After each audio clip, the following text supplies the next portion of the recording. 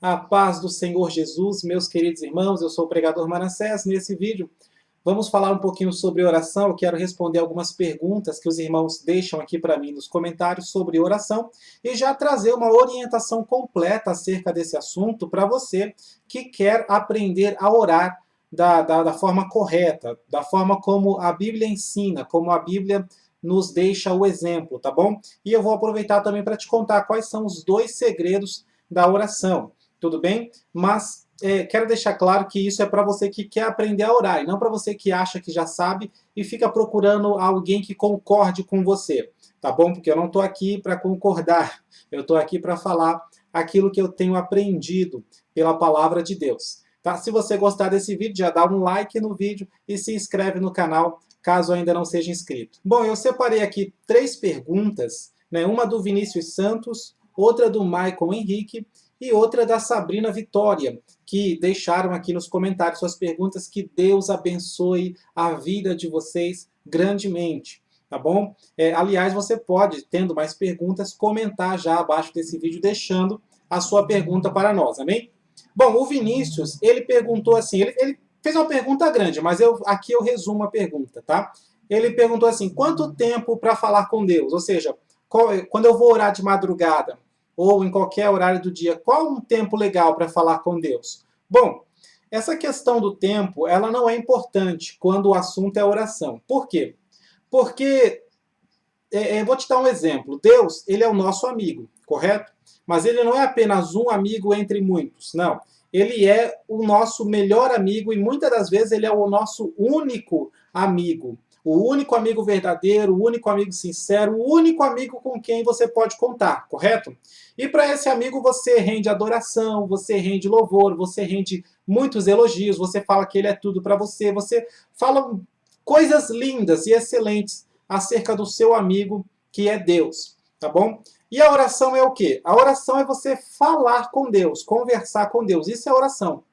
Então você concorda comigo que estipular um tempo para falar com Deus é ofensivo para Deus? Porque afinal, ele é ou não é o seu melhor amigo? Ele é ou não é o autor e consumador da sua fé? Ele é ou não é tudo para você? Você ama ou não ama ele? Porque, por exemplo, você estipula um tempo para falar com o seu pai? Digamos que você tem um relacionamento muito legal com seu pai, você é um filho ou uma filha que se dá muito bem com seu pai. Quando você senta para conversar com ele, você estipula um tempo? Você fala, pai, hoje nós vamos falar só 10 minutos. Você faz isso? Não faz. Você tem um bom relacionamento com a sua mãe? Você estipula um tempo para falar com ela? Você vai lá na casa da sua mãe, ou se você já mora com ela, quando você senta para conversar, vocês sentam à mesa para conversar e tal, você fica contando o tempo e falando, está acabando o nosso tempo. Não. Por que não? Porque isso não importa. Porque isso não interessa.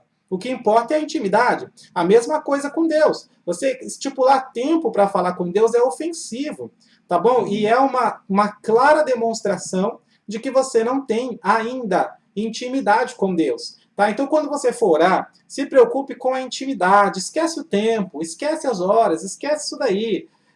Mas é que eu vou orar na madrugada, daqui a pouco eu tenho que ir trabalhar. Tudo bem, mas esquece isso um pouco. Esquece esse negócio, não fica contando, não. Você vai orar na igreja, não fica contando, não. Você contar o tempo é uma forma de querer controlar as coisas. E nós não controlamos nada. Nós apenas estamos aqui sendo levados pelas coisas que acontecem ao nosso redor e pelas nossas próprias ações e atitudes. E nós acreditamos, ou pelo menos deveríamos acreditar, que Deus, ele está no controle de todas as coisas. Então você não tem que controlar nada. Esquece o tempo e fale com Deus à vontade. Agora, o Maicon Henrique, ele perguntou assim, né, resumindo, eu tenho dificuldade em me concentrar, o que fazer? Né, em se concentrar para orar. Ou seja, você vai orar e aí dá sono, e aí você esquece que você estava falando com Deus, você se distrai com alguma coisa que acontece. Como se concentrar? Bom, eu vou dizer o que eu faço, tá? Lembrando que eu não estou nem aí com o tempo, quando eu vou orar a Deus. Então eu dobro meu joelho, eu respiro fundo, eu limpo a minha mente, limpo os meus pensamentos, eu desacelero, entendeu? Desacelera. Se você é uma pessoa ligada no 220, então você tem que desligar nesse momento, tá bom? Você limpa os pensamentos, limpa a mente.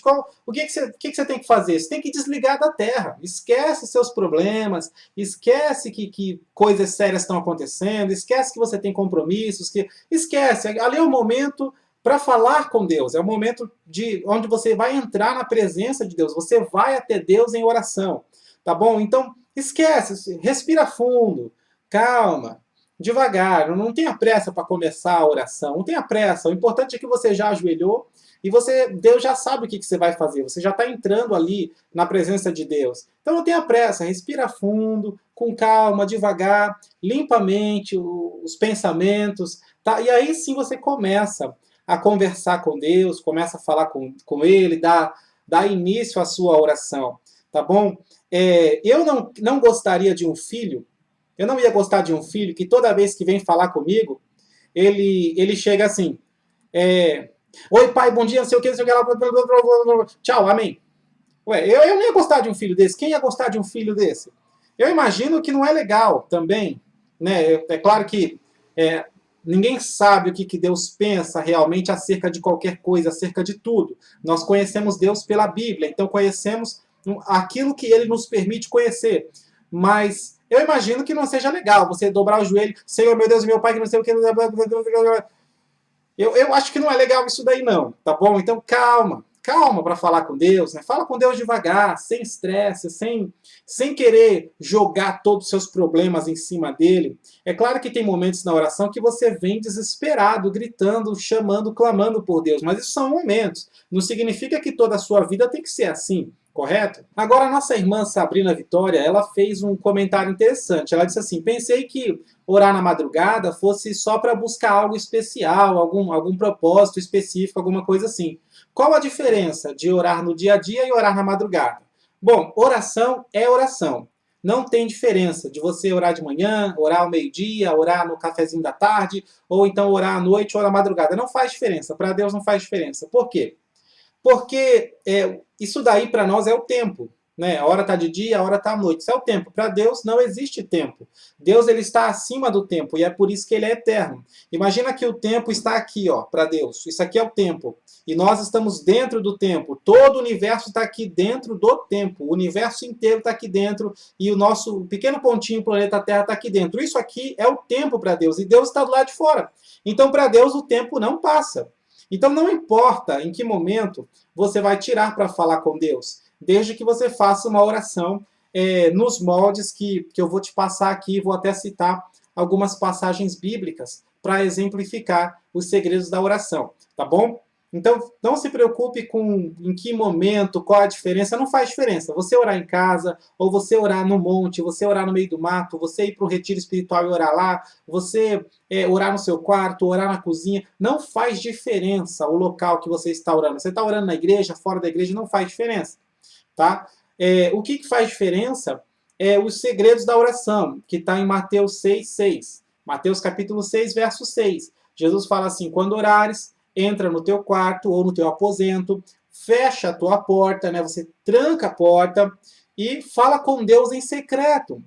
E o teu Deus que te vê em secreto te recompensará publicamente. Esse é o segredo da oração. É o que? É a privacidade. Tá bom? Isso é privacidade. Então, isso é o que importa, é que você tenha privacidade. Agora, você está orando e a criança está chorando. Você está orando e alguém está assistindo TV. Você está orando e um monte de outras coisas estão acontecendo. Então, fica difícil. Você precisa estar a sós com Deus. É por isso que Jesus ia orar no monte. Porque quando ele estava em casa, conforme Marcos capítulo 2, que é um texto que fala de Jesus em casa, na casa dele, ninguém deixava ele em paz. A casa enchia de gente.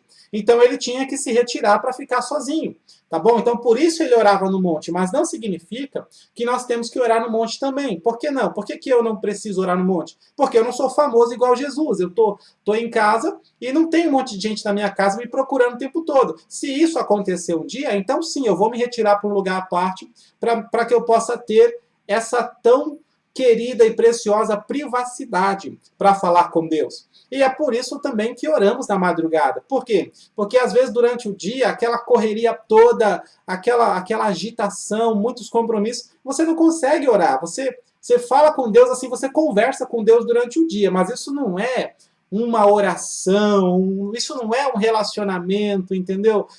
Isso daí é como se fosse um suporte. Digamos que você contratou um serviço e toda vez que aparece algum probleminha, vamos lá, um exemplo chulo aqui, um exemplo bem nada a ver, mas assim que vai ajudar a entender.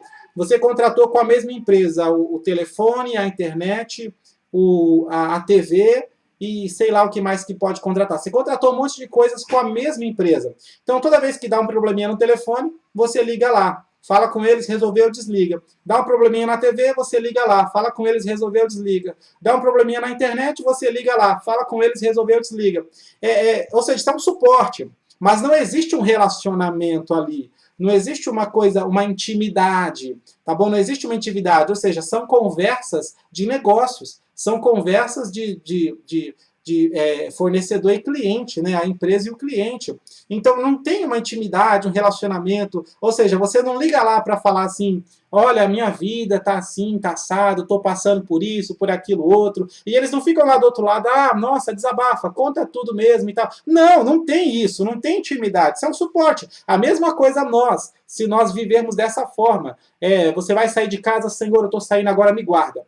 Você vai passar por um local perigoso, Senhor, eu tô passando, me guarda. Você vai fazer não sei o que, Senhor, vai na minha frente. Você, ai, Senhor, abençoa para que dê certo. Você vai entregar o currículo, ai, Senhor, tomara que abra essa porta, abençoa para que abra essa porta. Ou seja, você está usando Deus como suporte, tá bom? E não é esse tipo de relacionamento que Deus quer com você.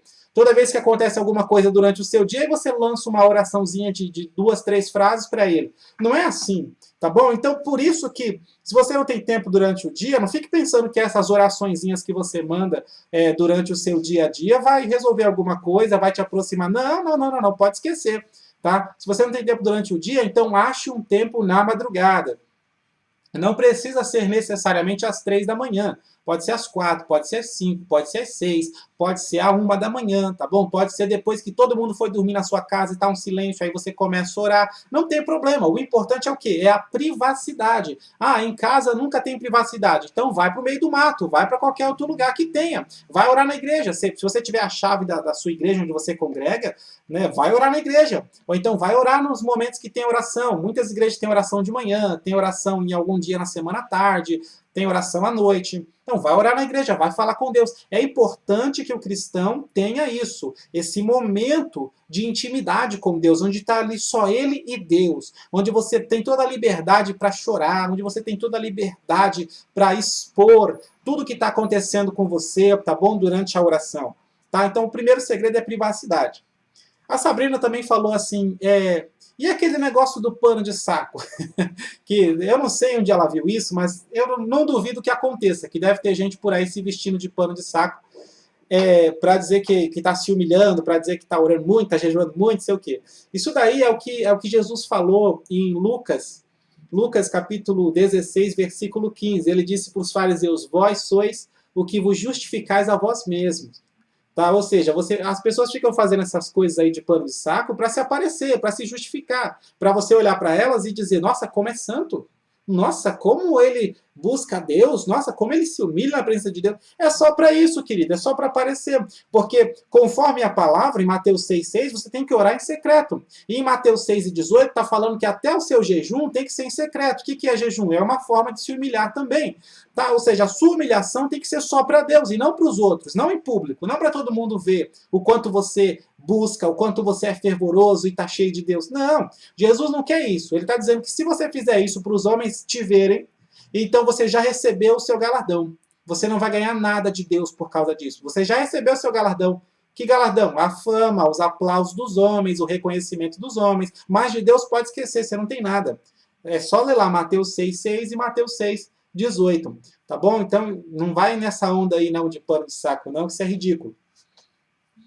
Para a gente finalizar, que o vídeo já está ficando longo, mas se tiver mais dúvida, os irmãos podem estar postando aqui. Muitas eu respondo no próprio comentário mesmo, quando é uma coisa mais fácil, respondo no próprio comentário, tá?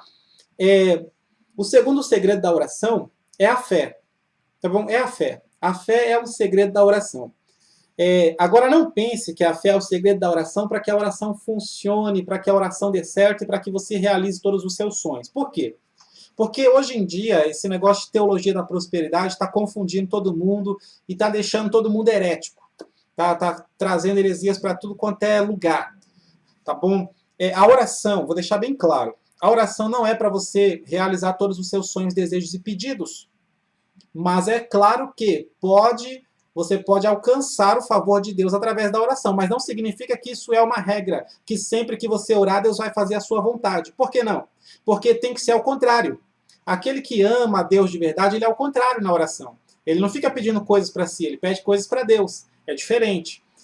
Quando Jesus ensinou a orar, em Mateus capítulo 6, ele deu uma oração modelo que nós conhecemos como Pai Nosso. E na oração do Pai Nosso, Jesus ensinou a orar assim: venha a nós o teu reino e seja feita a tua vontade. Ou seja, venha a nós o teu reino, que o Senhor reine em mim, que o Senhor reine na minha vida, que o Senhor mande na minha vida, que o Senhor mande em mim, que o Senhor mande em tudo aqui. Venha a nós no plural, ou seja, no coletivo, para todo mundo. Que o Senhor mande em tudo aqui, que o Senhor mande em tudo aqui. Pronto, venha a nós o teu reino. E seja feito o quê? A tua vontade, que é a mesma coisa, que o Senhor mande em tudo, que seja feita a tua vontade. Ou seja, que não seja feita a minha vontade, nem a vontade do meu irmão, nem a vontade do meu pastor, nem a vontade de ninguém, que seja feita a vontade do Senhor.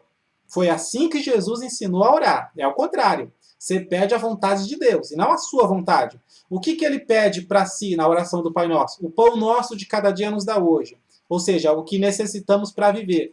E livrai-nos da tentação, né? Não nos deixe cair em tentação, mas livra-nos do mal, que já é um pedido espiritual, não é um pedido da esfera material. É um pedido espiritual. Não nos deixe cair em tentação, porque eu não quero pecar contra ti, eu não quero te ofender, ó Deus. Eu entendo que eu fui perdoado e eu não quero voltar atrás. Então, não me deixe cair em tentação, mas livra-me do mal, né? Livra-me de todo mal. Então, é isso que acontece na oração do Pai Nosso e é esse o modelo que nós temos que seguir nas nossas orações. Tá? Se você quer usar a oração para conseguir coisas para você, carro, casa, casamento, etc., irmão, me desculpa, mas o que eu aprendo com a palavra de Deus é que as coisas dessa terra nós vamos conseguir por conta própria. Tá bom? É claro que aquele que é temente a Deus, ele prospera em qualquer lugar que ele for, ele vai prosperar. Mas isso não é exatamente uma regra. Não é uma regra. Por exemplo, na parábola do rico e do Lázaro, Lázaro morreu mendigo. Nasceu, sei lá se nasceu mendigo, mas viveu mendigo e morreu mendigo. E aí? Ou seja, não é regra. Não é uma regra que porque você é crente, você tem que prosperar. Porque você é crente, você tem que enriquecer. Se isso fosse regra, os crentes seriam as pessoas mais ricas do mundo. E não são. Não são. Se isso fosse regra, nós íamos ver o apóstolo Paulo ali sendo proprietário de barcos, de embarcações, de empresas, de grandes negócios, de grandes coisas. Nós íamos ver Pedro prosperando grandemente na sua empresa de pescaria, no negócio de pescaria. Nossa, o maior pescador da Palestina, o maior pescador de todos os tempos. E não foi bem assim. Ele foi o maior pescador, mas de almas. Ou seja, não é material, é espiritual. Deus não está preocupado com coisas dessa terra, querido. Nós precisamos de coisas dessa terra para sobreviver, mas você já parou para pensar que você tem muito mais do que você precisa para viver? Já parou para pensar nisso? E outra, a fé, ela age ao contrário do que a teologia da prosperidade ensina, porque essa teologia da prosperidade é do diabo. Tá? A prosperidade ensina o quê? Use a sua fé para alcançar. Vá lá fora, olhe para o carro do outro e diga que vai ser seu. Ou seja, você vai tomar dos outros. Diga que isso é seu, determine isso, determine aquilo. Isso é ridículo, irmão. Isso não é bíblico. Não tem nada na Bíblia que ensina isso. Não tem. Muito pelo contrário. Quando os crentes vinham para aceitar Jesus no livro de Atos, eles não saíam ganhando coisas. Eles saíam desfazendo das coisas. Eles vendiam suas casas, pegavam o dinheiro e colocavam aos pés dos apóstolos. Isso é fé. Isso é fé. Tá? O Zaqueu, quando aceitou Cristo, cheio de fé, o que ele disse? Senhor, eu vou dar metade do que eu tenho para os pobres.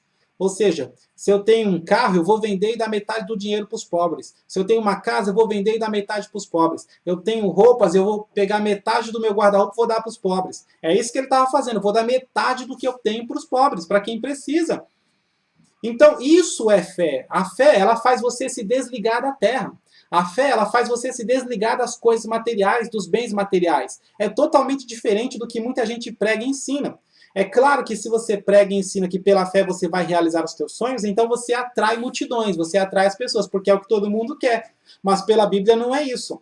Pela Bíblia é o contrário disso. A fé faz você rejeitar esse mundo e desejar Deus. A fé faz com que você queira Deus cada vez mais para você. Eu vou te dar um exemplo bíblico, até no Antigo Testamento mesmo. Daniel, capítulo 3, no versículo 17 e 18. Você já deve conhecer esse texto, que é da passagem da fornalha, onde aqueles 3 jovens são condenados a ser jogados na fornalha porque eles não se dobraram diante da estátua do rei. Mas olha que interessante, tem até louvores e pessoas falando e pregando que por causa da fé deles, eles foram salvos. Tá bom? Mas eu quero que você veja qual era a fé deles. Eles não tinham fé para Deus que iriam ser salvos de qualquer jeito. Essa é a grande diferença. Digamos que eu aqui seja um dos 3 jovens. A minha fé não é de que Deus é obrigado a me salvar da fornalha porque eu estou fazendo um favor para Ele, não me prostrando diante da estátua. Querido, você não se prostrar diante de estátua, você ser crente de verdade, isso não é favor para Deus. Isso é uma coisa que você quer fazer porque você ama a Deus. Tá? Não é que você está fazendo favores para Deus. Tá bom? Então, fé não é você pensar, Deus é obrigado a me ajudar porque eu sou muito bom para Ele, porque eu sou um excelente crente. Não, querido, não. Olha o que eles estão dizendo. No verso 17, se o nosso Deus a quem servimos quiser livrar-nos, Ele nos livrará da fornalha de fogo ardente das tuas mãos, ó rei. Olha só, no verso 18, se terminasse no 17, aí sim, haveria uma discussão aqui sobre isso. Mas não termina no 17, olha o que ele fala no 18, mas se não, está dizendo aqui, mas se não, já fica tu sabendo, ó rei, que mesmo assim não vamos se prostrar. Ou seja, se não o quê? Se Deus não nos livrar, se Deus não nos salvar, se Deus deixar a gente morrer, mesmo assim, a gente morre, mas não se prostra. Simples, isso é fé. Fé é quando você está disposto a morrer. Fé é quando você está disposto a padecer por Deus. Fé é quando você está disposto a perder tudo. Você está disposto a perder tudo. E que eu perca tudo, mas que o nome de Deus seja glorificado. Que eu perca tudo, mas não nego o meu Deus. Fé é o que estava acontecendo com os crentes alguns anos atrás, não sei se está acontecendo hoje ainda, lá do outro lado do mundo. O que estava acontecendo? Eles estavam sendo perseguidos, as pessoas prendiam uma família cristã e mandavam o pai, o chefe da família, negar Jesus. Ele não negava. Aí matava a esposa. Nega Jesus. Não negava. Vou matar o filho. Ele não negava. Matava o filho, matava a filha, matava. Não, nega Jesus, vou te torturar. Não negava Jesus, querido. Não negava Jesus. Isso é fé. Isso é fé. Você está disposto a perder tudo, porque a fé, ela desliga você da terra e te liga com Deus. Tá bom? Agora, se você entendeu isso, percebe que isso é fé realmente pela Bíblia, vai com esse pensamento que eu estou te passando agora, com esse ensinamento, lê as passagens da palavra do Senhor, aonde você vê exemplos de fé, e você vai perceber que é exatamente isso. Você vai perceber diferente, tá bom? Leia você a palavra e veja por si mesmo. Não fique seguindo pessoas que pregam a teologia da prosperidade, porque eles distorcem tudo. Eles distorcem tudo a palavra de Deus. Então não vá por esse caminho, mas leia você mesmo a palavra. Vá em todos as passagens que falam sobre fé e você vai entender isso daí.